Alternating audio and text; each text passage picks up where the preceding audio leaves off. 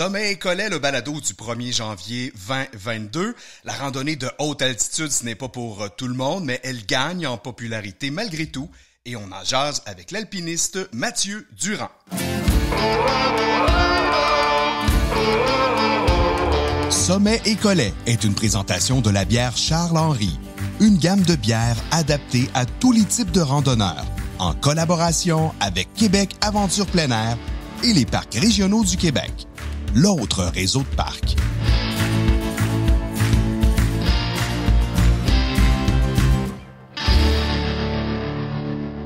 Hey, salut, tribu des randonneurs. Grand plaisir que d'être là avec toi pour ce 4e balado Sommet et Collet. Je t'invite, si tu as des suggestions de sujets ou d'invités, à m'écrire à alr@alexilerandonneur.com. Tout de suite, si c'est pas encore fait, je t'invite aussi à t'abonner à mes médias sociaux, Facebook, Instagram et YouTube. Facile, @alexilerandonneur. Écoute, je prends quelques minutes pour te tenir à jour aussi sur l'évolution de ma boutique en ligne, car ça évolue rapidement. Le mois dernier, je t'ai parlé de la nouvelle collection, mais là, grosse nouvelle, on a intégré au site quelques items que j'ai sélectionnés pour la randonnée, de nouvelles compagnies qu'on te propose. En nouveauté, les nouvelles marques, d'ailleurs, c'est des marques renommées. On fait mention, par exemple, de MSR, Thermarest, Platypus, Pack Towel, Seal Line et Grand Trunk.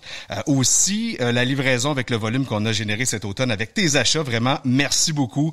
On a pu diminuer et figer à un tarif fixe de 11,98 pour toutes les commandes en bas de 100 $. Donc, vraiment content de ça. C'est plus un frein pour tes achats, c'est sûr. C'est hyper compétitif.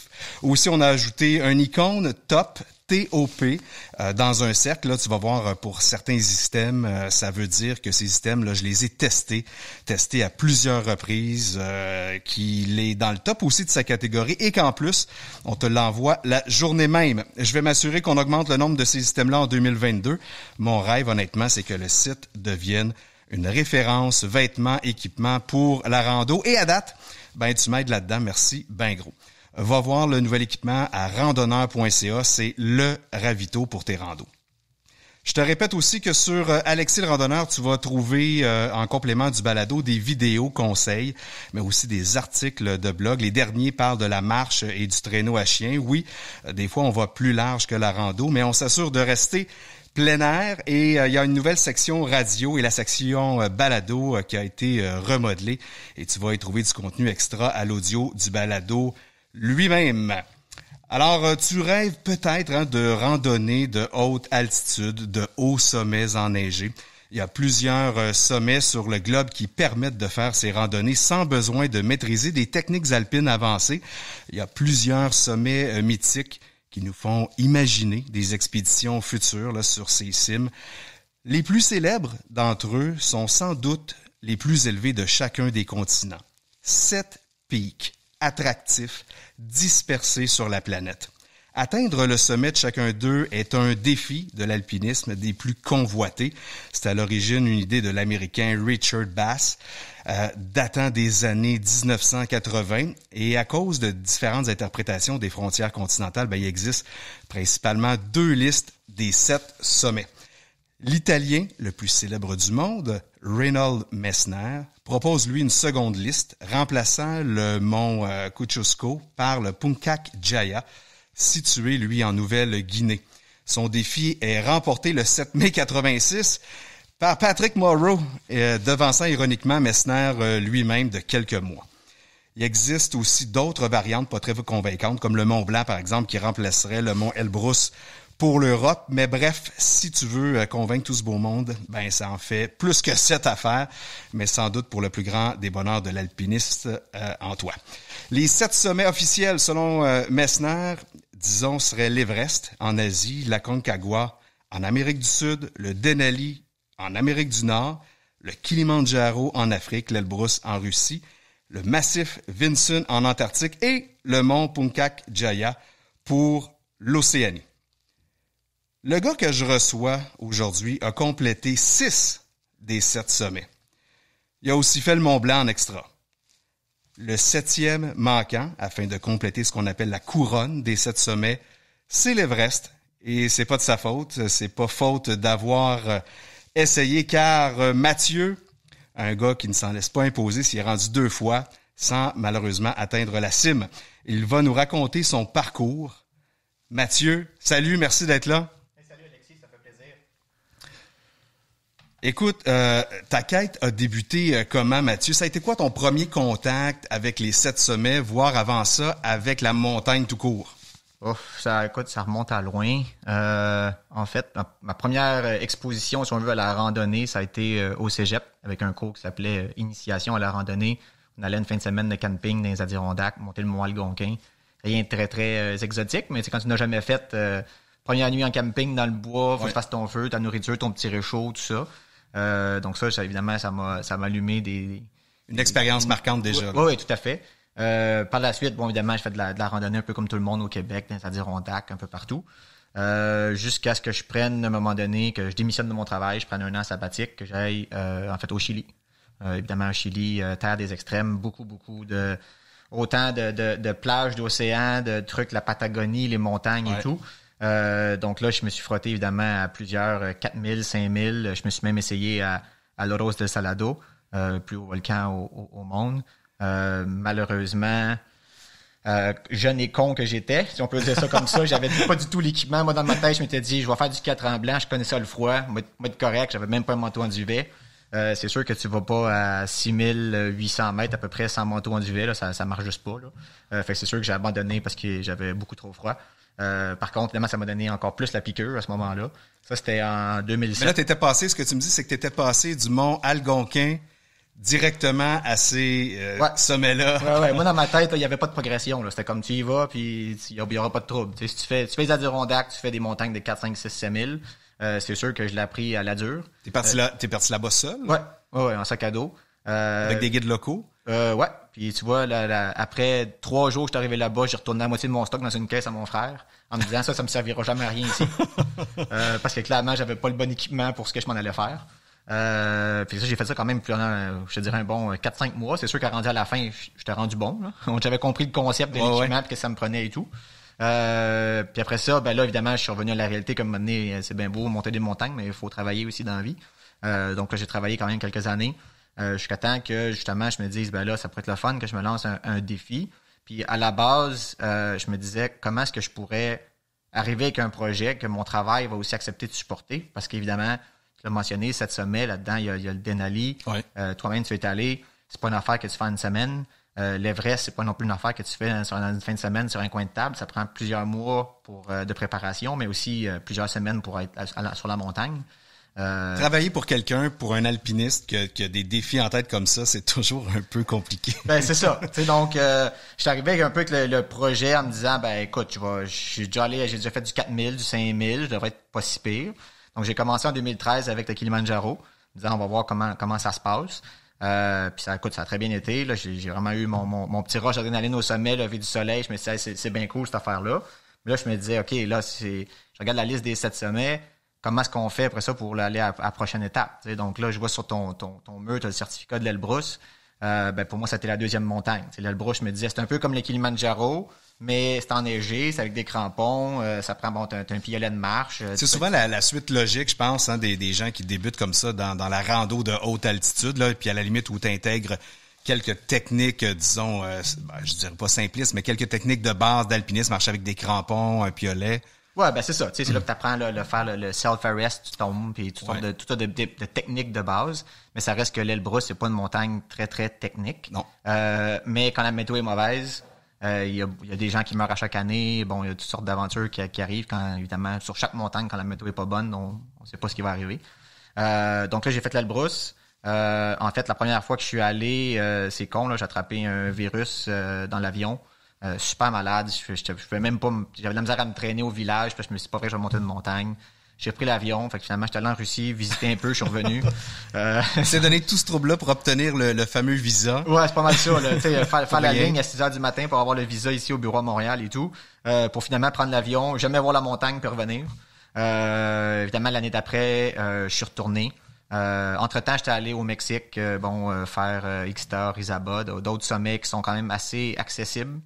Donc, pour les gens qui commencent, qui se disent « Ah, moi, j'ai pas beaucoup d'expérience, je veux pas m'en aller dans des grosses expéditions. » Ce qui est le fun au Mexique, c'est que par exemple, à Orizaba, ben, tu pars le matin de la ville, tu t'en vas au high camp, tu couches là, tu fais le sommet, tu reviens en ville le soir même. Fait que c'est pas comme une expédition que tu pars pendant 3 semaines dans ta tente à souffrir si t'es dans un blizzard. Ouais, ça n'a rien à voir. Fait que quelqu'un qui est pas trop sûr d'aimer le camping, justement, comme au Denali, où il drop sur le glacier, puis tu dis arrange-toi, puis on se revoit dans 3 semaines.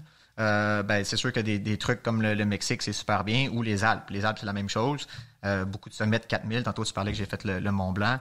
Évidemment, il y a plein d'autres sommets enneigés dans les Alpes où est-ce que ben, tu pars le matin, 1-2 journées, des fois en refuge, puis encore là, on tient en refuge, mais dans les Alpes, tu manges très, très bien, puis c'est des refuges de luxe.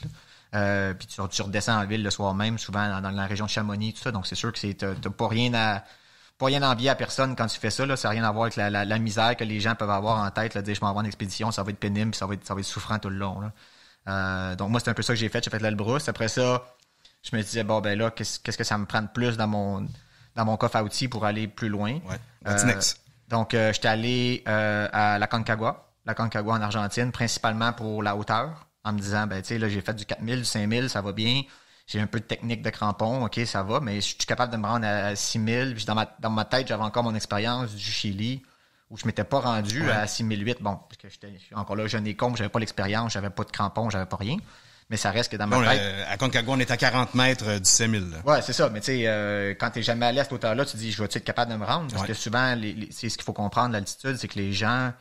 tu l'as ou tu l'as pas. Là. Il y a des gens qui, au bout d'après 3000 mètres, sont plus capables, puis leur corps va jamais s'adapter. C'est ça. Explique-nous ça un petit peu. C'est que malgré les gens, malgré tout le temps que les gens peuvent prendre sur la montagne pour s'acclimater, il y en a qui auront jamais le métabolisme, en tout cas le corps pour répondre à ce manque d'oxygène. Là, ils vont pas jamais assez produire probablement de globules rouges. Exactement. Où ils vont pas supporter ça du tout. Ouais, c'est ça. C'est que tu sais, il y a le principe d'acclimatation en altitude où est-ce que ton corps, justement, comme tu dis, produit des globules pour transporter plus d'oxygène pour s'adapter à l'altitude.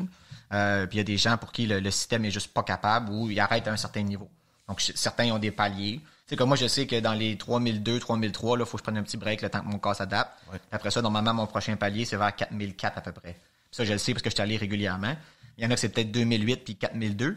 Comme il y en a que peut-être qui a passé 3008 et... C'est fini. C'est fini, ça s'arrête là, puis ils vont toujours être malades passer 3008 parce que leur corps n'est pas capable de s'habituer. Ça n'a rien à voir avec la forme physique. Là, moi, j'ai vu des triathlètes au Kilimanjaro à 4400 mètres, justement. Là, boum, fini, capote, on doit retourner. Là. Ben, c'est ça. Donc, il y a des gens qui sont pas en forme, mais qui ont une très, très bonne tolérance à l'altitude, qui vont se rendre très, très loin, puis des gens, comme tu dis, qui sont super athlètes, puis qu'en bout de ligne, ils vont se rendre au camp 2, puis ils seront plus capables de rien faire parce que leur corps s'habitue pas. Donc, moi, mon objectif en allant à la Concagua, c'était de dire, ben, je suis capable de me rendre au moins à pratiquement, comme tu dis, 5000 mètres. Déjà, je me rends là, ça m'ouvre un bon éventail de possibilités en termes de voyages futurs. Puis la Concagua, faut le dire, c'est souvent une montagne qui va servir de préparation pour l'Everest. Mm-hmm. Un peu comme le Denali, d'une certaine façon, mais la Concagua est réputée pour ça. 7000 mètres ou presque, plusieurs camps encore là. Comment tu décrirais ton expérience là-bas, disons, ton arrivée, la découverte du colosse de l'Amérique, comme on l'appelle? Poussiéreux. c'est un peu comme dans le désert. Dans la vallée. Dans la vallée, ils rentrent tout le temps. Écoute, t'as de la poussière qui rentre partout, là, dans les yeux, dans les oreilles, dans le nez. Quand tu sors de là, puis tu prends ta douche à la fin, là, tu te rends compte que ça coule du sable de partout. Là. Mais moi, écoute, la Concagua, j'avais une super équipe, une super belle dynamique d'équipe.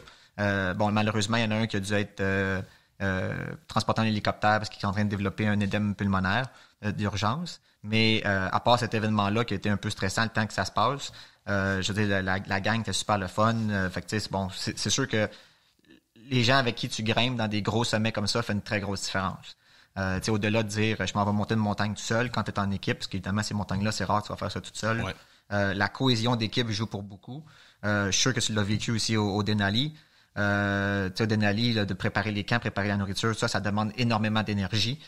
Donc, d'être avec une équipe qui tout le monde travaille ensemble, puis que ça va bien, puis qu'il y a une belle cohésion, ça fait une énorme différence dans la réussite d'une expédition. Ça prend un engagement total. Oui, tout à fait. Tout à fait. Puis tout le monde est fatigué. Fait que tu peux pas dire moi je suis fatigué parce que l'autre est aussi fatigué que toi, puis tout le monde a travaillé aussi fort. Donc, c'est la même chose. Faut que tu fasses le petit kilomètre de plus à la fin de ta journée pour dire OK, c'est beau, je me rends, je vais bâtir le camp, je vais bâtir la tente, partir le réchaud, commencer à faire fondre la neige, etc. Puis après ça, c'est ça. Après la Concagua, je suis allé au Denali. Denali a fait 2 tentatives. La première année, pris dans une tempête au dernier camp. Ça a été épouvantable là, pendant 5 jours dans le blizzard. Il faut le dire que c'est un endroit, en tout cas pour la météo, souvent assez rude. C'est un endroit qu'on considère probablement, on l'appelle la montagne froide, là, à bien des égards. C'est probablement une des montagnes où on peut vivre les températures les plus froides sur la planète. On est quand même dans le cercle arctique. Donc, tu as vécu vraiment l'enfer météo la première année. Ouais. On a eu, on a eu tout. Là, autant qu'on a eu des super belles journées de soleil, qu'il y a une journée, j'ai une photo, j'ai de la neige au-dessus des hanches, là. Puis la veille, il y avait de la neige à mes pieds, là. Il est tombé pratiquement 1 mètre de neige pendant la nuit, puis tout notre stock est enseveli, puis tout ça. Puis justement, cette année-là, en fait, au dernier camp, pris dans la tente, on ne pouvait pas monter, on ne pouvait pas descendre. On attendait juste que quelqu'un nous dise la bonne nouvelle qu'à un moment donné, il y avait une éclaircie quelque part. Puis là, tu étais pris à 5000 mètres. On était prêt au dernier camp à 5000 mètres. Puis finalement, notre guide nous a dit, écoute, demain, il y a une journée, mais il y a une journée entre 2 tempêtes. Puis nous, on est parti du dernier camp jusqu'à la strip d'avion, là. Donc, c'est sûr que c'est quand même une ride, là. Ça t'a pris quoi, 18-20 heures à peu près de mémoire, là. Puis bon, tu ramasses tout ton stock en descendant, là. Fait que c'est sûr que tu traînes quand même beaucoup de stock. Puis le Denali, c'est ça, c'est un défi aussi physique. Moi, je me souviens quand je suis parti la première journée, quand je suis sorti de l'avion, j'avais 110 livres d'équipement à traîner. Donc, c'est sûr que, physiquement, moi, je mesure pas 6 pieds 4 pour 100 livres, là. Fait que, traîner 110 livres sur mon dos, il a fallu quand même que je m'entraîne pour ça aussi. Mais c'est sûr que, pour revenir un peu à ta question, je suis parti de Kilimanjaro, Elbrus, parce que c'est sensible, mais bon, je commence à apprendre à mettre des crampons, ces choses-là. C'est sensiblement, c'est ça. Ça reste une randonnée, disons-le comme ça, là. Ouais, c'est ça. Une couple de jours, mais c'est pas si pire. Pour après ça, progresser dans des montagnes tout le temps avec un défi de plus. C'est sûr qu'après ça, quand tu arrives au Denali, physiquement, c'est très difficile. J'ai fait, en fait, j'avais oublié, j'ai fait l'Antarctique avant le Denali. Donc, l'Antarctique, c'est plus bas que le Denali. Mais tantôt, tu parlais de température extrême. Je veux dire, quand t'es au soleil, parce qu'il fait soleil 24 heures sur 24, donc quand t'es au soleil, ça va. Mais quand t'es dans l'ombre de la montagne, donc quand le soleil tourne en arrière de la montagne, l'ombre de la montagne se projette sur toi. Là, il fait, écoute... il fait fret. Il fait pas froid, il fait fret. Tu t'ennuies de ta mère. Je veux dire, il fait... tu sais, il y a des... T'avais bien beau avoir tout l'équipement que tu veux, là, il y a rien à faire, là. Je me souviens, il y a même une nuit que... Tu sais, c'est des tentes pour comme 3 personnes, mais tu dors à 2 avec tout le duvet, puis tout ça, à un moment donné, avec les manteaux, ça prend de la place. Puis il y a une tente, il y a une nuit qui faisait tellement froid qu'il y a 2 de nos chums qui sont venus dans la tente. On dormait à 4, là, puis quand tu ouvrais, là, c'était juste une tente de duvet. Tu pouvais pas voir s'il y avait du monde ou pas, il y avait tellement de stock dans la tente. Mais il faisait tellement froid qu'on n'avait juste pas le choix. Puis en fait, on voulait aller au sommet cette journée-là, puis on a juste abandonné. En fait, on est sorti de la tente, on a fait peut-être une demi-heure, puis on est revenu parce que tout le monde était frigorifié.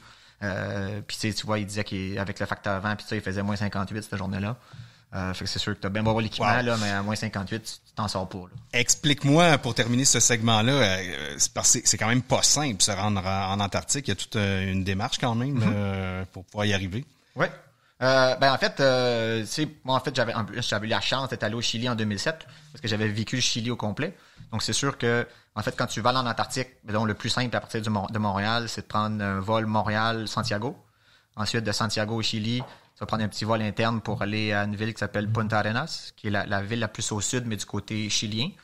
Beaucoup de gens connaissent Ushuaia, qui est bon dans les légendes de la Patagonie. Tout le monde parle d'Ushuaia, qui est la ville la plus au sud, mais du côté argentin. Puis, à partir de Punta Arenas, là, tu prends un vol privé de Punta Arenas qui t'amène directement sur le glacier. Donc, en fond, ça prend des conditions de météo parfaites et tout là, pour que... ils appellent ça le Ice Runway. Là, donc, c'est des dameuses à pente de ski qui sont là, qui déblaient, dans le fond, une piste d'atterrissage en glace. C'est de la glace bleue. Là, l'avion atterrit, puis là, il se laisse glisser. Puis, il freine, là, mais il se laisse glisser pour être sûr de ne pas déraper. Là. Puis là, il arrête au bout complètement. Il dépose tout le stock. Il revient de bord, puis il redécolle. Ça, c'est un avion militaire, non? Ouais, c'est un avion russe, un vieux... Maintenant, je pense que ça a changé, là. Parce que j'ai vu des photos récentes sur Facebook, ça avait l'air d'un truc... À l'époque, toi, c'était ça. C'était un vieux Illusion 76, là, drivé par un équipage russe. Puis c'est un avion cargo, là, fait qu'il n'y a pas d'hublot, il n'y a pas rien. Fait qu'ils ont mis une GoPro en avant dans le cockpit, puis t'as une TV. Puis au-dessus de toi, c'est des lifts avec des crochets, puis tout ça. Puis dans le fond, ils mettent le nombre de bancs pour les passagers. C'est le nombre de passagers. Puis après ça, le reste, c'est de la cargaison pour l'Antarctique, pour les bases de recherche et tout. Là. C'est ça, parce que quand t'atterris là-bas, t'atterris sur une base russe? Non, en fait, t'atterris à Union Glacier.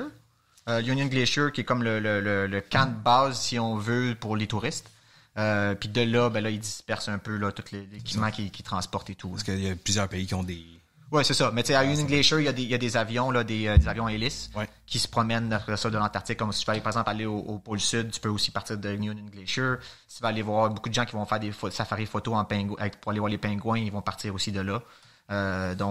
Puis d'ailleurs, petite anecdote, là, c'est la Ken Borek Flight Company qui est là, qui est une compagnie de Calgary, qui fait en fait les vols en Arctique l'été ici, puis ensuite ils descendent là-bas pour l'hiver vu que c'est l'été là-bas. Donc nous, notre pilote, c'était un gars qui s'appelait Simon de Gatineau. Que j'ai rencontré en Antarctique. Quand même. Là, quand j'ai entendu parler en français, je disais, tu parles français? Il dit, ben oui, moi c'est Simon, je viens de Gatineau. Je dis, salut, moi c'est Mathieu de Montréal. Il fallait bien aller à l'autre bout en Antarctique pour croiser un gars de Gatineau, mais ouais, c'est ça. Donc, il y a beaucoup de Canadiens qui font les avions là-bas, là, sur le continent. Là. Puis c'est pas donné non plus, hein? Ah non, c'est sûr que en fait, tu sais, quand on regarde tous les 7 sommets, c'est sûr que les plus abordables, comme le Kilimanjaro, l'Elbrus, on parle de peut-être 4, 5, 6 000, tout dépendant. Mais évidemment, plus on monte en grade dans les montagnes, plus on monte aussi en grade en termes de prix. C'est sûr que l'Antarctique, c'est un peu particulier parce que de mémoire, juste le billet d'avion, c'est comme 30, 35 000. Puis après ça, il faut que tu fasses ton expédition. Oui, vous avez bien entendu, 30, 35 000 le billet d'avion. Oui, pour une ride de 4 heures aller-retour. Ouais. Puis, tu sais, l'Everest, c'est la même chose. Tu sais, l'Everest, les gens ils demandent souvent combien ça coûte. Puis quand tu leur dis, ben, ça coûte 50, 60 000 $, les gens tombent en bas de leur chaise. Mais tu sais, il faut comprendre qu'il y a les permis là-dedans. Juste les permis, c'est 12 000 US. Après ça, ben, évidemment, les frais pour les Sherpas, pour la nourriture, toute la logistique. Donc, ça monte assez rapidement, juste en termes de frais de base pour rouler une expédition. Donc, tu sais, la marge de profit des gens qui font l'expédition n'est pas très grande. Là. On y reviendra tantôt, Mathieu, si tu veux bien. On parlera d'Everest un petit peu plus en détail. Et pour l'instant, je passe à mon bloc 2. C'est le temps de te présenter le parc régional du mois. Et là, je te parle du parc régional Montagne du Diable qui est situé dans les Hautes-Laurentides à Fermeneuve. Je suis allé, moi, en juillet 2019, la dernière fois, pour le tournage de l'émission 8 de la saison 1. Et je peux te dire que ce parc-là m'a énormément surpris parce que ma visite précédente à celle-là datait de 10 ans auparavant et ça a énormément évolué dans les bâtiments, entre autres les infrastructures, l'hébergement. Et pour avoir fait quelques recherches, le parc s'est encore bonifié dans les 2 dernières années avec de nouvelles ouvertures et des aménagements d'autres secteurs, dont celui de Windigo. Il y a une offre vraiment large d'activités, randonnées pédestres, vélo de montagne, canot, kayak, planche à pagaie. Mais pour l'heure, évidemment, on va se contenter de faire de la raquette, du ski classique, nordique, pas de patin, ski hawk aussi. Il y en a pas partout, mais ça, c'est bien le fun à faire. Et ils ont de superbes pistes de fat bike aussi. Il y en a vraiment pour tous les goûts. Perso, j'ai fait le sentier de la paroi de l'Aube qui contourne le lac et qui monte jusqu'à un refuge situé au sommet et qui présente une vue vraiment extraordinaire là, sur les Hautes-Laurentides. Et en hiver, ça doit être aussi magnifique. C'est une place très sauvage encore, je dirais, ce qui est vraiment attirant de la place. Comme son tarif aussi, hein, qui est très raisonnable. On parle de 6,96 par jour pour l'entrée. Et oui, si tu veux y dormir aussi, il y a plusieurs options de chalets, refuges, abris, camping, ligne tout. Ça dépend de ton niveau d'aventurier. Et évidemment, j'associe toujours le parc à une microbrasserie. Et la micro de la place, c'est la microbrasserie du Lièvre. C'est une microbrasserie qui est située dans la municipalité de Mont-Laurier. Donc, quand tu as terminé ta rando puis tu veux te rincer le gosier, c'est là où il faut aller. Ça a été fondé par la famille Sabourin, ça, début 2000. Donc, c'est quand même, d'une certaine façon, récent. Ils ont leur permis artisanaux et industriels pour vendre leur bière sur place, mais aussi dans les épiceries et les dépanneurs de la province. Mais depuis 2019, ça a changé de main. C'est la famille Filion qui a fait l'acquisition de l'entreprise. Elle brasse maintenant une 20aine de bières de la gamme classique et saisonnière. Il y a vraiment de belles découvertes à y faire. Et de l'autre côté de la petite pub, justement, on continue de parler bière avec notre segment Collet. Sommet et Collet vous est présenté grâce à la bière Charles Henry. Fièrement brassée dans les sacs à dos partout au Québec. Et à Québec Aventure plein air et les parcs régionaux du Québec.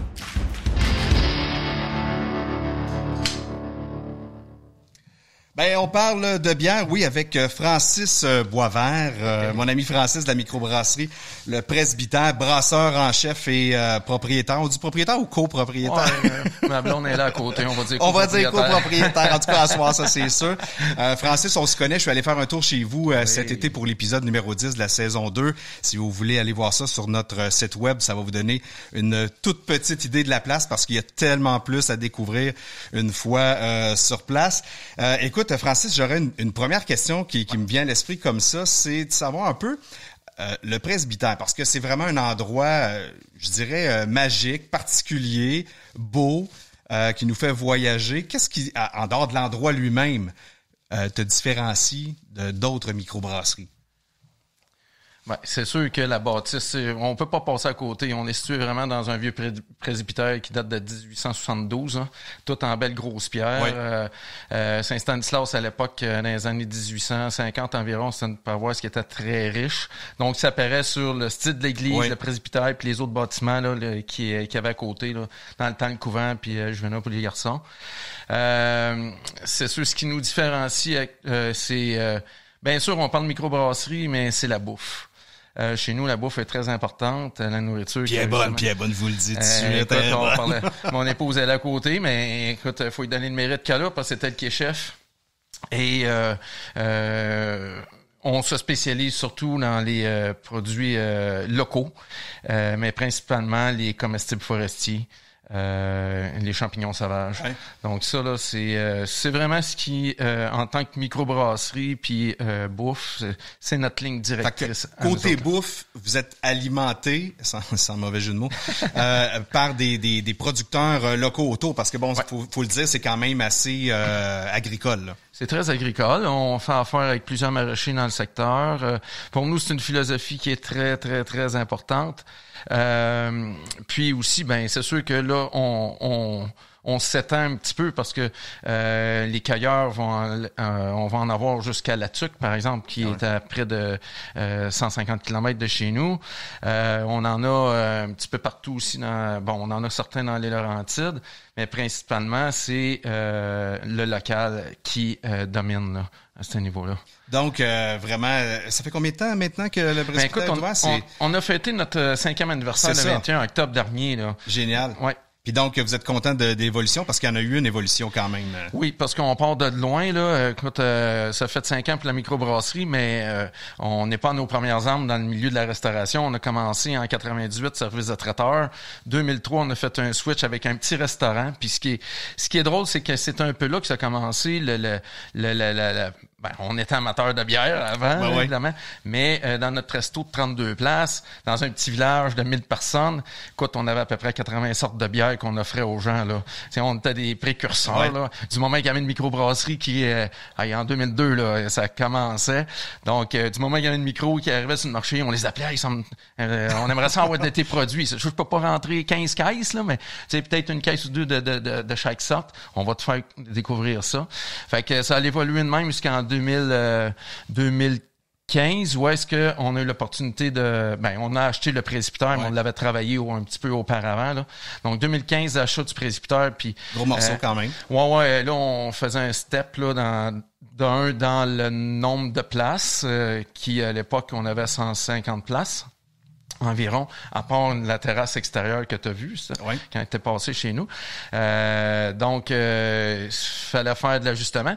Mais quand on a eu la chance d'acquérir le presbytère, c'est là qu'on s'est dit, ça serait peut-être cool, de partir notre propre micro. On était connus dans le milieu brassicole. Souvent, le monde disait, tu vas... Ça te tente pas d'embrasser de la bière? À l'époque, non, ça m'intéressait pas. J'aimais mieux parler des bières, c'était plus facile. Ouais. Mais à un moment donné, c'est comme toute chose, hein. Tu pognes la piqûre, puis tu commences à brasser maison. Puis c'est donc bien trippant, ça, tu sais. Fait que là, on a profité du fait qu'on avait l'espace pour le faire. Puis la bâtisse aussi qui inspirait ça. Donc, on a inclus la microbrasserie. Puis à l'époque, ça me tentait plus ou moins de brasser moi-même, parce que je me disais, là, on part d'un resto de 32 places à, mettons, 150. C'est déjà pas mal de stock, là. Beaucoup de choses à gérer, sauf que, à un moment donné, là, j'ai dit, regarde, tout bien de gérer ça moi-même, surtout que quand on regarde aujourd'hui la pénurie de main-d'œuvre, là, ça serait compliqué s'il fallait que je méfie à d'autres. Là. Mais comme on dit, j'aime autant être boss qu'un simple employé pour ça. Là. Mais on a commencé à brasser maison, puis là, à développer certaines recettes, puis surtout acquérir des techniques, déjà même maison, des techniques qui s'apparentaient beaucoup du brassage commercial. Fait que je suis allé faire mon cours avec une des sommités en milieu brassicole, qui est Michel Gauthier, qui a aidé des microbrasseries là, qu'on connaît, là, Dieu du ciel, Donham, Trou du Diable. Ils sont tous allés faire des cours avec lui, Michel. Fait que moi, on m'avait dit, regarde, il coûte cher, mais ça vaut la peine, tu vas rentrer dans ton argent. Puis effectivement, c'était un bon coup que j'ai fait là-dessus, parce que tu commences comme il faut.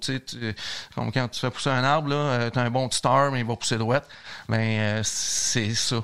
Fait que la philosophie, moi, chez nous, de faire les bières, ben, je prends jamais rien à la légère, tu sais. J'étais un peu totineux sur les principes, là, mais tu sais, à bout de ligne, tu y regagnes, tu sais. Fait que le moins de compromis possible. Non, justement. On parlait d'agricole tantôt, as-tu des céréales ou du houblon qui vient de tout près? Non, pas encore. Ah ben oui. Écoute, entre autres les céréales, le grain, la grande majorité, ben moi toutes mes bières là sont faites avec des grains locaux. Puis après ça, je savais pas ça. Ouais, après ça, ben tu sais, on parle de certaines proportions dans chaque bière. Il y a des bières qui vont être à 100% grains locaux, mais il y en a d'autres, ben tu sais, des grains de spécialité au Québec, on en fait fait pas le choix. Plus ou moins. Fait que là, on les fait venir. Mais la plupart, c'est du grain qui vient de la Mauricie, un petit peu la Naudière aussi. Et ils sont maltés même. J'essaye le plus possible de prendre tout mon grain. Je suis un de mes bons amis, le Maltraiteur, qui est situé à Trois-Rivières. Une belle petite malterie artisanale. Donc, salut mon chum Luc. Oui, puis donc ça, c'est pour encore une fois, moi je suis bien fier de ça, de pouvoir intégrer le local dans mes bières.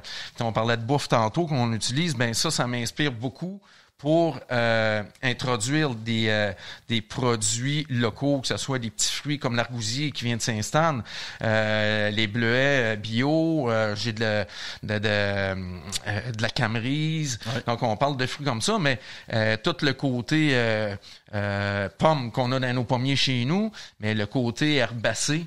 Donc, on va aller cueillir du thé des bois dans le parc de Batiscan, ben, tout proche, là, aux frontières. Oh, ouais. Ensuite de ça, ben, que ce soit de la chili millefeuille, on va aller dans le champ en arrière, tu sais, puis du chou gras, tu sais, on va faire plein de bières avec des aromates forestiers, là. Fait que là, tu penses pas mal de ton temps du côté des brassins, là, ça veut dire... c'est une job à temps plein. C'est une job à temps plein, puis il faut innover quand même, sortir des nouveautés de temps en temps. Puis, tu sais, il faut rappeler aussi que chez nous, j'ai pas une grosse, c'est pas une grosse brasserie. On fait quand même, on produit, j'ai quand même 15 lignes de bière disponibles au pub. Mais je brasse dans du 250 litres. C'est ça. C'est un petit kit de brassage. C'est pas dans l'industriel. Là, non, du tout. C'est pour ça que là, on a des cannes qu'on peut offrir au pub. D'ailleurs, dans notre belle boutique, on parle de produits forestiers, je fais une petite pub. On a une belle boutique qu'on a mis récemment en force, puis qui met en évidence les producteurs locaux. Puis on fait affaire avec au-dessus d'une 50aine de producteurs. Fait que on voulait les mettre en évidence autre que dans nos assiettes. Fait que c'est là qu'on a mis la boutique. Les gens viennent au presbytère, prennent une bonne bouffe. Ils repartent avec des produits qui ont peut-être goûté même dans l'assiette. Moi, dans le frigidaire, prendre de la canette et tout, parce que nos produits sont disponibles seulement que chez nous. C'est ça, faut le dire aux gens qui nous écoutent, là. C'est vraiment sur place que ça se passe, puis c'est là qu'on déguste, c'est là qu'on achète, parce que tu te retrouves pas, t'es pas en épicerie ou en grande tablette. Ça j'aime bien ça, tu sais. C'est une destination. Faut se faire une destination pour aller chez nous. Ouais, exactement. Combien de sortes? Oh my God! Combien de sortes de bières que l'on a? comme j'ai dit, j'ai 15 bières sur les lignes, mais qui vont varier constamment. Je veux dire, des régulières, là, j'en ai 4 tout le temps. Le reste, je vais toujours faire des nouvelles recettes. Des fois, je vais répéter des recettes que j'ai brassées ou qui sont comme saisonnières. Il y en a que j'ai fait, mettons, il y a 2 ans, je vais les répéter, mais à un moment donné, ben, t'as un produit ou t'as quelque chose comme au printemps dernier. D'ailleurs, j'ai emmené une bière comme ça. Ben, c'est ça, là, c'est ce que j'allais dire. On va y goûter quand même à ces bières-là pendant qu'on jase.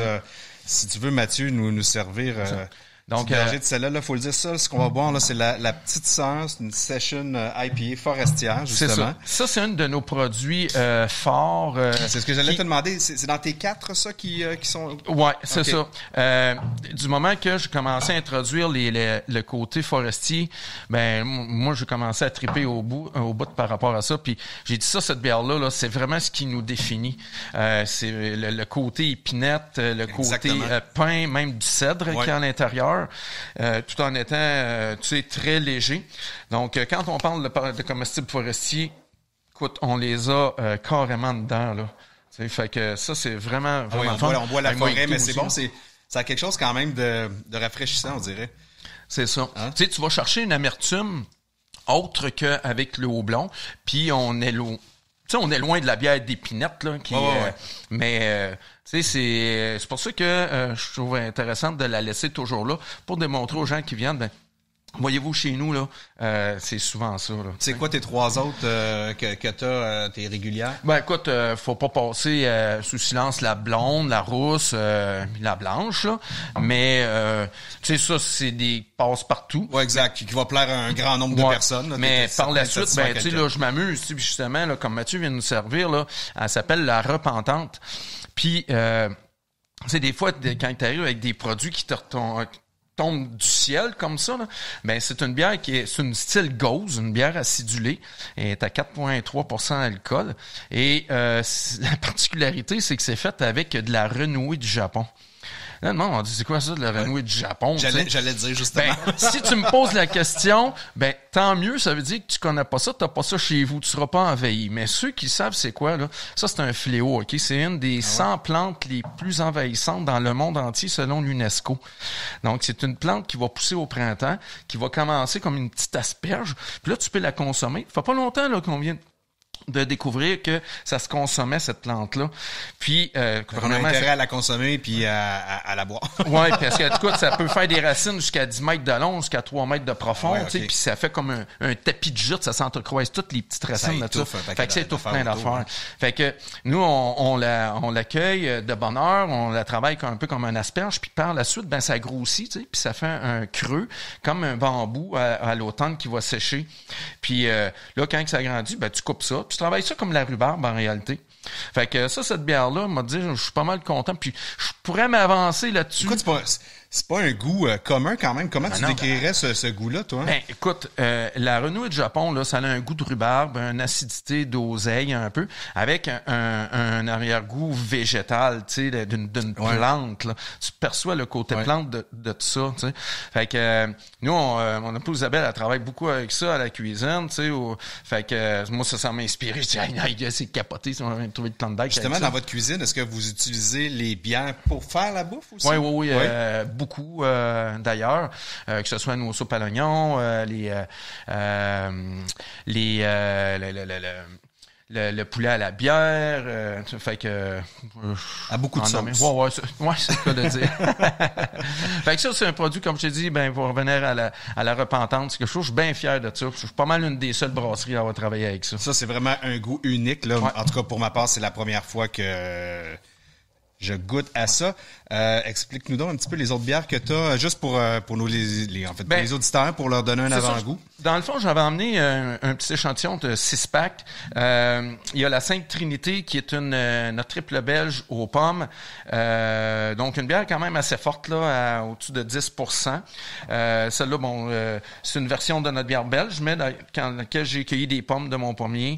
Puis, on a mis dedans. Ensuite, ben, tu sais, je peux pas passer sous silence une de nos petites dernières, qui est notre bière de Noël. Donc, vous avez vos faces dessus. Ouais, ben, c'est ça, parce que, bon, j'invite des brasseurs amateurs, des brasseurs maison, à venir brasser le bière chez nous. Tu sais, on offre des forfaits là-dessus. Fait que ce qui est le fun, parce que ma brasseur, d'ailleurs, je la salue, Jessica, salut. Donc, c'est ma brasseur, une des rares brasseuses au Québec. Oui, il n'y a pas quand même une tonne d'écart. Tu sais, c'est le fun parce que ça lui permet de rencontrer plein de monde. L'Offrande, qui est une bière rousse, qui va avoir... elle n'aura pas fait du vieillissement en barrique, mais il va avoir eu un trempage de copeaux de chêne qui va avoir trempé dans le whisky et aussi du grain que l'on a fait fumer dans notre fumoir. Parce que on fume des choses chez nous, du bacon, jambon, la truite... non, mais ça, fait que là, j'ai dit à un de nos cooks qui est le spécialiste du fumoir, Larry, il dit, regarde, fais-moi fumer ça, mon grain, là, pendant une couple d'heures. Puis on fait de quoi? Fait que ça amène un côté fumé à la bière, mais pas trop prononcé, là. T'sais, on n'est pas dans les rush beer. Okay. Puis la dernière, ben écoute, c'est les flammes de l'enfer. C'est un peu paradoxal avec le presbytère, là, t'sais. Mais c'est une stout dans laquelle on a mis des piments forts qui ont été cultivés par des gens de Saint-Stan. Ouais. Donc, ça amène un côté pimenté, mais c'est pas trop, là. On voulait pas on voulait pas que le monde boive de la sauce tabasco, là, mais juste pour dire que tu as une belle chaleur en bouche, là. Fait que c'est quelques exemples, que j'ai emmenés pour dire, ben, on s'épiverge sur plein de choses. On s'amuse, c'est la beauté d'être artisanal, puis en petit kit, ben, il n'y a pas grand risque à y avoir, là. Exactement. Puis écoute, on va inviter les auditeurs à passer chez vous. Écoute, c'est vraiment un endroit à découvrir. Je vous dis, le presbytère lui-même, la bâtisse, comme on le disait d'entrée de jeu, c'est de toute beauté. La déco à l'intérieur, vous allez voir les cuves aussi, les lignes, puis demandez à parler à Francis. Il va venir vous voir puis il va vous expliquer ce qui est au menu sans aucun doute. Il y a un petit 5 minutes, peut-être une visite de brasserie. Au moins, venez vous faire un clin d'œil. Merci, Francis. Hey, ça fait plaisir, Alexis. Écoute, moi, je continue avec notre ami Mathieu. Mathieu qui va, en fait, avec lequel je vais continuer de jaser de sommet. Et là, avant de passer à la bière, on parlait de l'Everest, des particularités de cette grande montagne-là, des agences qui offrent des services sur place, des prix qui varient énormément aussi selon ce que vous voulez faire. Je sais, et j'ai lu, ça pouvait aller jusqu'à 100 000 $ maintenant et plus encore. Les gros kits, tu pourrais peut-être nous en parler, Mathieu, avec l'hélico et compagnie. En fait, pour ceux qui ont regardé 14 Peaks sur Netflix avec Nims, évidemment, avec la popularité de Netflix, a augmenté ses tarifs. Donc, cette année, ça coûte 325 000 si vous voulez aller à l'Everest en privé 1 à 1 avec Nims. Donc, ça part de package de base et compagnie népalaise avec des Sherpas et tout, qui, en passant, qui va faire le travail. C'est impeccable. Entre ça et une agence américaine, par exemple, moi, n'importe quand, je serai en confiance avec une agence népalaise qui va partir peut-être à 30-35 000 US. C'est ça que tu avais privilégié, toi, les fois où t'es allé? La première année, je suis allé avec une compagnie américaine. Deuxième année, je suis allé avec une compagnie népalaise parce qu'évidemment, rendu là-bas, je me suis rendu compte que les compagnies américaines, dans le fond, ils sous-traitent à des compagnies népalaises. Exact. Donc, je me suis dit, tant qu'à ça, je vais donner mon argent directement au Népal. Mais c'est ça, les prix varient entre 30-35 jusqu'à... genre en moyenne 100-125 selon les forfaits, là, savoir si tu vas avoir une tente VIP avec un lit double puis du chauffage au camp de base versus faire une tente ordinaire. Là. Donc, il y en a pour tous les goûts. Puis évidemment, avec l'essor de l'alpinisme, ben, évidemment, il y a beaucoup de gens qui veulent aller à l'Everest, qui ont les moyens d'y aller. Donc, évidemment, il y a un marché qui vient avec ça. Des fois, c'est un peu ridicule. Là. Mais, c'est ça, c'est qu'il y a des gens qui s'achètent cette possibilité-là de faire un sommet, qui n'ont pas l'esprit nécessairement... c'est de la montagne comme on l'entend, et puis encore là, tu sais, c'est tellement, comment je te dirais ça, large l'éventail. Tu sais, il y a les puristes qui vont dire, ben là, t'installes pas toi-même tes cordes, puis tu fais pas la montagne par toi-même, c'est comme ne pas l'avoir fait. Qu'est-ce que tu répondrais d'ailleurs à ce genre de commentaires-là? Ben, tu sais, moi, je dis tout le temps que tu grimpes pour tes propres raisons. Je veux dire, il y en a pour qui aller à l'Everest, c'est un rêve, que tu sais, le faire avec sans oxygène, c'est un débat aussi. Avec, sans les Sherpas, c'est un débat. Je me dis aujourd'hui, probablement que 99% du monde sont allés au sommet de l'Everest. Si t'enlèves les Sherpas, l'oxygène puis les corps, ils sont pas là. Donc, rendu là, il y en a, comme Reynold Messmer, que tu disais au début, qui lui, il est allé, puis il a fait son affaire, pas d'oxygène, puis c'était le premier à le faire, pas d'oxygène. faire les 7 sommets puis tout ça, les 14, 8000. Les 14. Donc, tu sais, chacun a sa philosophie par rapport à ça. Moi, je me dis, ben, vas-y selon ce dans quoi tu te sens confortable. Par contre, c'est pas parce que tu payes 125 000 que tu vas te rendre au sommet. Donc, c'est pas parce que tu payes plus cher que ça t'achète un passeport pour aller au sommet. Les gens disent, il y a de l'argent, il va aller au sommet, c'est pas même ça marche. Donc, si je regarde, moi, dans mon cas, j'étais allé 2 fois. La première année, virus au camp de base. Moi, la moitié de mon équipe pourrait à peu près tomber malade. T'es pas chanceux avec ça, non. toi. Parce que c'était pas ta première fois, là. Tu parlais de l'Elbrus tantôt. Ouais. Non, mais tu sais, à la première année, là, j'ai tout essayé. J'ai tiré le temps. J'ai pris l'hélicoptère. Je suis retourné à Lukla. J'étais allé prendre des médicaments. J'ai pris 2 semaines de repos complet en me disant, je vais retourner en altitude après. Je suis retourné, j'ai réessayé, je me suis rendu jusqu'au camp 2, j'étais à plat. Le virus avait juste trop grugé d'énergie. Puis j'avais quand même perdu pendant 15-20 livres cette année-là. Déjà, puis en plus, sans avoir été longtemps en altitude.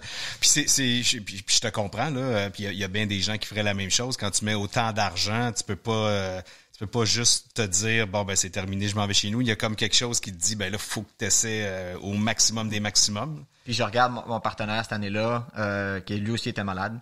Puis c'est pour ça qu'on était devenus partenaires, parce qu'on était restés un peu en arrière de l'horaire de tout le monde. Puis lui, il a continué quand moi j'ai abandonné. Puis il s'est fracturé 2 côtes à force de tousser.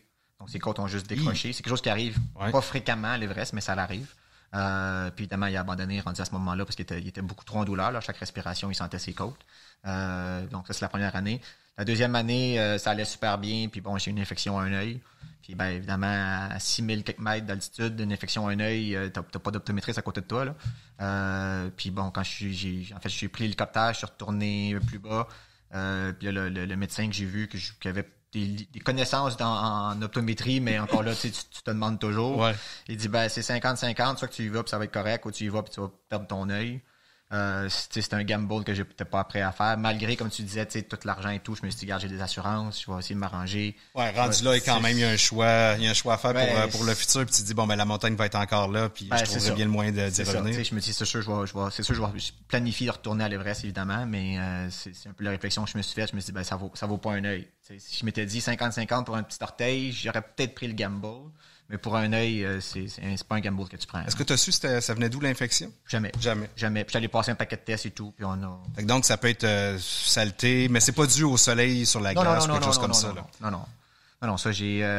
tu sais, je suis comme toi, j'ai mes Jules Beau en permanence, donc moi, même quand il pleut, des fois ma blonde elle me dit, pourquoi t'as tes lunettes de soleil? Je dis, regarde, je protège mes yeux, donc moi j'ai des lunettes de soleil pratiquement 365 jours par année, là, donc ça n'avait rien à voir avec le soleil. C'était vraiment juste une infection qui a commencé dans un œil, puis ça a fait que je pouvais plus. Je voyais un peu comme en double avec mon œil, puis là, à force de gratter, là, à un moment donné, il devient plus enflé, plus rouge, puis là, je me dis, OK, là, ça marche pas. Là, ta dernière tentative à l'Everest, ça remonte à quand? 2018? 2018. Donc, après ça, en fait, j'ai décidé de prendre une pause, entre guillemets, des gros sommets. Donc, je me suis dit, je vais aller faire quelque chose d'un peu plus le fun, si on veut, parce qu'évidemment, l'Everest, il faut comprendre que c'est beaucoup de sacrifices. Oui, on a parlé de l'argent, mais c'est facilement une bonne année d'entraînement de façon intensive. Donc, pas 2 fois par semaine, là, c'est comme à tous les jours, il faut que tu fasses de l'exercice. Puis c'est quand même un régime assez intense. Puis ensuite, quand tu vas à l'Everest en tant que tel, c'est un bon 6 à 8 semaines selon la météo et tout. Puis ça gruge énormément d'énergie sur le corps. Comme c'est tantôt, les gens perdent beaucoup de poids en altitude. Donc, c'est pas le genre d'affaire que tu dis, tu sais, comme je pense encore à Nims dans 14 Peaks. J'ai aucune idée comment est-ce qu'il a réussi à faire les 14-8 000 en 7 mois. Là, c'est hallucinant ce qu'il a réussi à faire. C'est inimaginable. Là. C'est des machines humaines. J'aime pas ça dire ça, là, parce que les gars le travaillent, là, mais je comprends pas physiquement comment il a réussi à faire les 14-8 000 du fait que ça demande tellement d'énergie en faire juste un. Donc là, moi, à ce moment-là, j'ai décidé de me dire, tu sais quoi, je vais prendre quelque chose d'un peu plus tranquille. Donc, je suis allé dans les Alpes. Comme je disais tantôt, j'ai fait le Mont Blanc, j'ai fait le Matterhorn.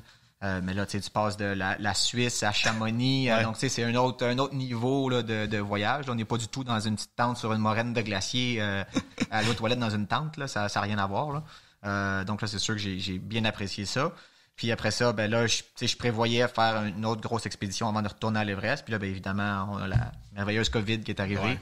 Donc, ça a mis pas mal tout un stop à mes projets de montagne à ce moment-là. Là, tu préparais le Manaslu, hein, c'est ça? En fait, pas à ce moment-là. À ce moment-là, je me disais, je vais peut-être faire, je regardais peut-être faire des 5000, soit au Népal, ou j'avais regardé entre autres le Mustagata, des choses du genre, des 5000, 5005 dans ces eaux-là.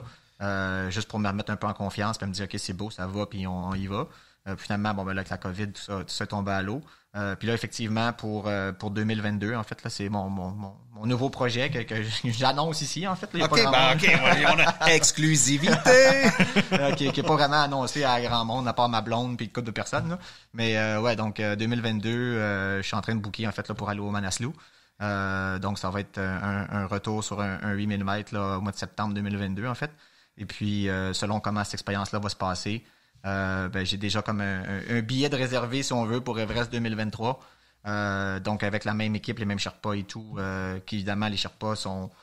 je trouve ça dommage parce qu'il y a beaucoup de gens qui disent « Ah, j'étais allé avec mon Sherpa. » Mais moi, mon Sherpa, il y a un nom. Là, je veux dire, c'est un ami. Là, c'est Jangbu. Puis c'est un de mes amis à qui je parle régulièrement sur Facebook. Puis j'ai hâte d'aller le voir au Népal.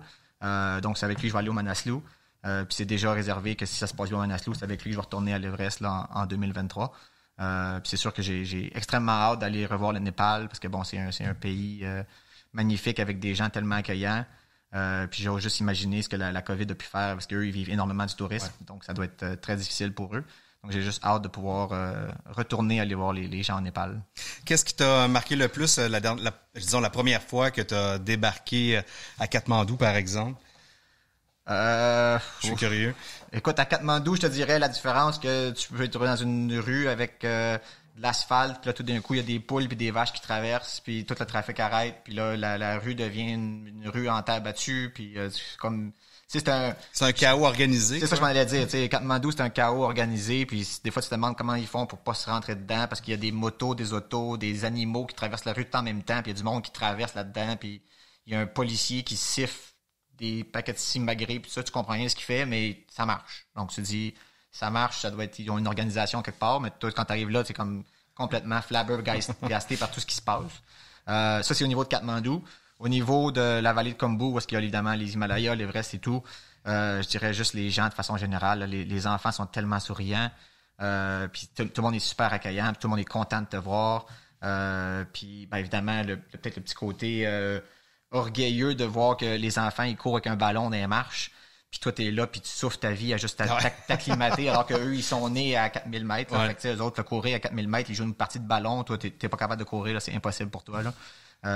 Puis tu sais, bon, la première année que j'étais là, il y avait le marathon de l'Everest, donc tu sais, qui part de pas tellement loin du camp de base à Gorakchep, qui descend, qui parcourt en montagne. Puis là, tu te dis comment est-ce qu'ils font pour courir, toi t'imagines même pas que tu pourrais courir, puis eux, ils font un marathon là-dedans. Là, donc, c'est assez...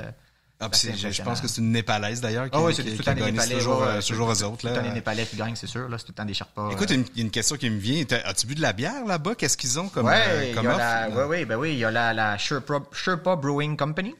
Donc, c'est une brasserie, microbrasserie népalaise dans la vallée de Khumbu. Donc, dans la vallée, en plus. Oui, c'est vraiment la vallée brassée par des Sherpas. Donc, c'est sûr que c'est la bière. Il y a la Everest Beer, évidemment. Puis il y a la Sherpa Beer. Donc, la Sherpa, ils ont différentes déclinaisons, là, la blonde, la rousse, etc. Donc, c'est sûr que quand tu vas au pub à Namche Bazar, qui est comme la capitale, entre guillemets, de la vallée de Khumbu, là, parce que c'est une ancienne route des épices et tout, qui est un petit village, en fait, extraordinaire. Évidemment, t'arrêtes au pub prendre une Sherpa Beer. Là, ça, c'est un incontournable. T'arrêtes à la pâtisserie prendre un gâteau, puis t'arrêtes à la brasserie prendre une bière. Là. Ça va avec. Puis c'est sûr que, tu sais, au camp de base, quand t'as envie de prendre une bière, ben là, s'il y en a pas au camp de base, parce qu'évidemment, plus t'es haut, plus ça coûte cher. Ouais.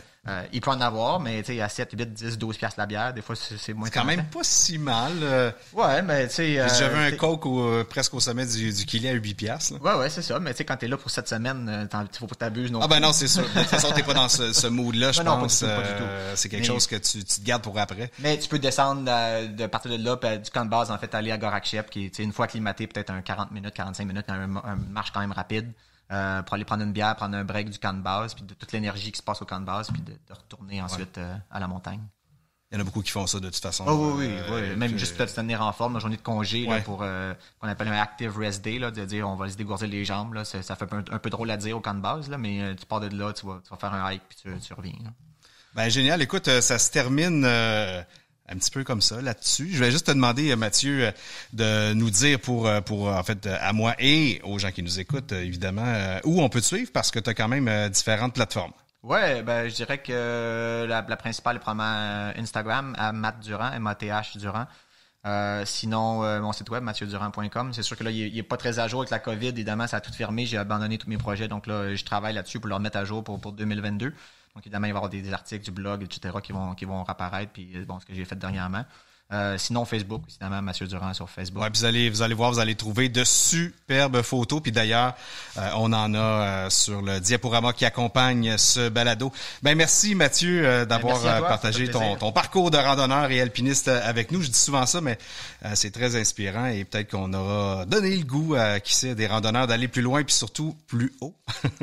Merci Francis Boisvert d'être venu nous partager ta passion aussi. Merci aux commanditaires. Sans eux, on ne se parlerait pas comme ça tous les mois. Et surtout, merci à toi de nous écouter. Je me fie sur toi d'ailleurs pour faire connaître le balado. Et dans le prochain, je reçois Patrice Godin qui vient nous parler de son show de rando à Évasion et on va certainement parler aussi un petit peu d'Ultra Trail. Manque pas ça. Je te souhaite une top année 2022 et surtout top rando. Salut!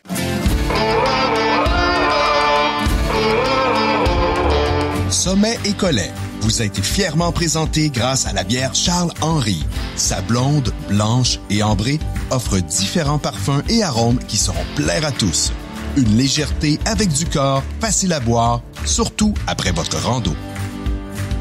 Et à Québec Aventure plein air et les parcs régionaux du Québec. Pour découvrir une nature surprenante et explorer les activités de plein air, consulte aventurequebec.ca.